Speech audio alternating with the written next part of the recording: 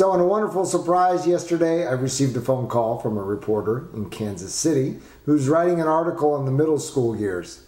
She wanted a couple of ideas. The classic question, though, that I love to get, and she asked it, what are your top 2 strategies to share with parents that can kind of help to ease the transition into and then through the middle school years? So I said my top 2, number 1 has to be patience. Number 2, consistency. So patience and consistency. Patience. Folks, these kids are going through some incredible changes, right? Physically, emotionally. Sometimes overnight, the child who went to bed, who was happy and talkative, agreed with everything that you said, suddenly woke up and it's like, who are you? They couldn't agree with anything that you had to say. It was like, who are you?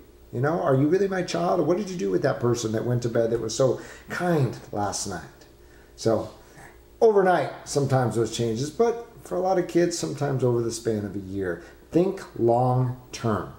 You're working towards independence so that one day your child will move out of your house and you'll have the sense of self-confidence that they're going to make it on their own. Really, that's what we're working towards. So some of the choices they make, although you may not be agreeable to, right? They may not be the choices that you would have made, waiting to the last minute to study for the test or finish the project.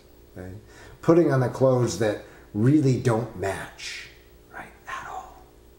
Or those clothes that you were just next to throwing away and suddenly have become their favorites. Or the choice in friends, whatever the case might be. These might not be choices that you would make, but they're choices that your kids are making because they're just trying things on. Sometimes literally. But figuratively speaking, they're trying on new friendships, they're trying to make choices and trying to really discover who they are. So have patience with them, folks. Have patience. And again, think long term, right? Think long term. So allow for some choice, have the patience when they're not making the same choices that you would have made. All right. Number 2, consistency. Kids consistently say, I wish my parents would have, right? And the number 1 answer, been more consistent, although they don't articulate it in that way, but essentially giving me less freedom in those after school hours. Really would have checked up on me more often. These are from kids who have kind of veered off the path, right? Who might have otherwise been really headed towards success and now are not headed in that direction.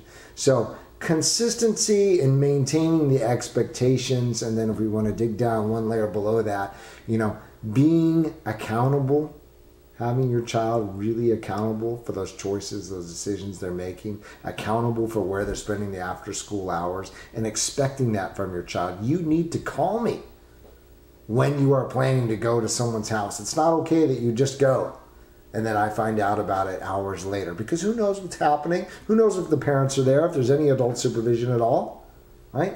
You need to know. And that is an expectation, and you be consistent about upholding that expectation. If they don't meet the expectation, there is a consequence associated with that, whatever that is, and that's up to you to decide.